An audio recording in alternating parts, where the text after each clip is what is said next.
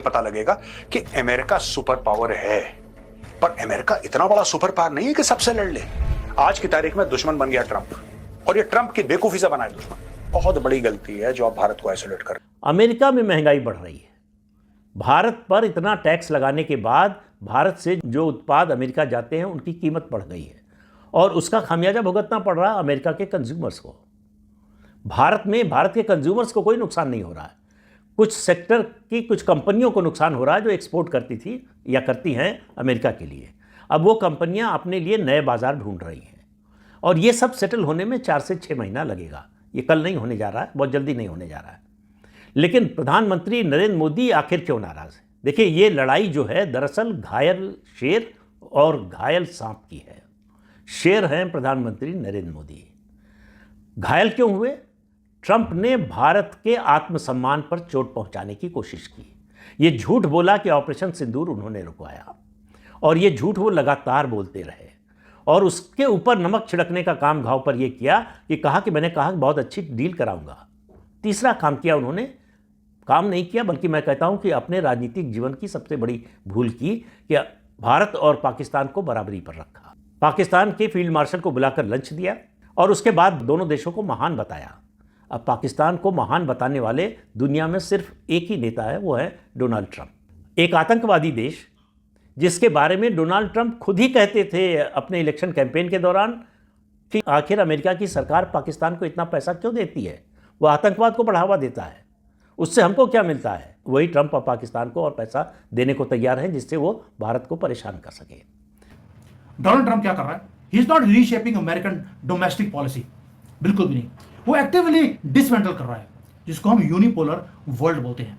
देखिए, पूरे दुनिया को दादा अमेरिका रहा, वो सेंट्रलाइज्ड पॉलिसी थी उसके पास, लेकिन उसके पास नहीं थी वो ग्लोबलिस्ट जो इंस्टीट्यूशंस हैं वो ऑपरेट करते रहे, वॉशिंगटन को भी और दुनिया को भी।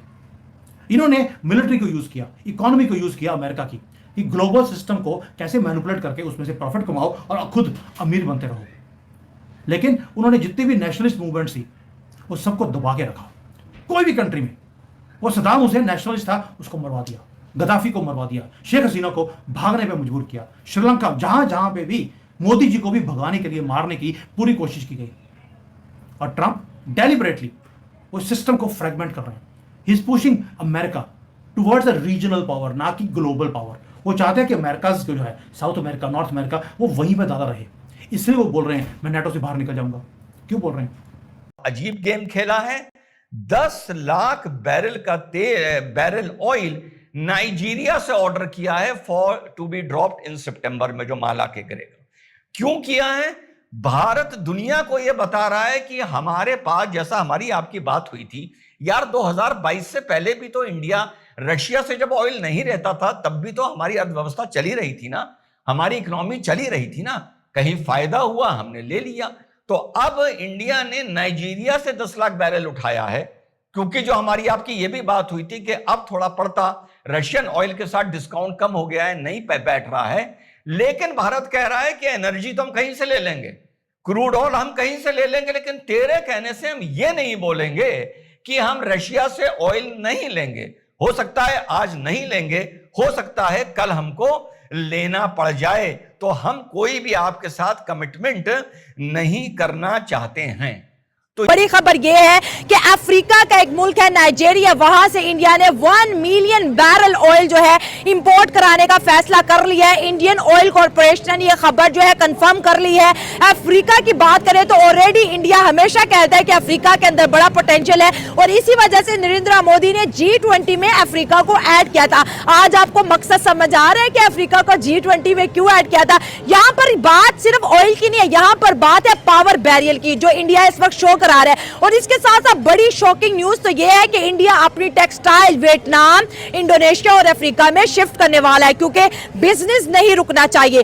कारोबार इंडियन का होगा, कपड़ा इंडिया का होगा, लेकिन tag made in Vietnam, made in Indonesia and made in Africa होगा, क्योंकि इंडिया का यह मानना है कि बिजनेस होता रहना चाहिए। यह मैटर नहीं करता कि कहां से हो रहा है और कितने टैरिफ पे हो रहा है। बहुत बड़ी खबर है, इंडिया ने जी अपने पूरे कारोबार की डायरेक्शन जो है शिफ्ट करने का फैसला कर लिया। अब ट्रंप क्या करेगा, क्योंकि ट्रंप जो है सबको पता था बड़ा अनफेयर खेल रहा है, इंडिया के खिलाफ खेल रहा है, लेकिन इंडिया ने ट्रंप के आगे झुकने की बजाय अपने लिए एक नया रास्ता तलाश कर लिया। हेलो दोस्तों, जैसा कि अमेरिका ने भारत के ऊपर जो टैरिफ लगाया था उसका असर अब धीरे धीरे अमेरिका में दिखने लगा है।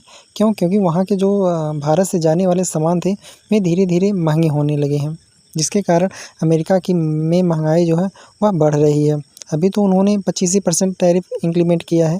28 अगस्त के बाद जब 50% कर देंगे तब इसका असर और ज़ोरों शोरों से दिखेगा, क्योंकि भारत जो है हर विभाग में जो है कि सामान जो है कि अमेरिका को भेजता था, जिससे जो है कि इसका जो अमेरिका ने टैरिफ लगाया है उसको वो सोच रहा है कि भारत के ऊपर इसका असर पड़ेगा।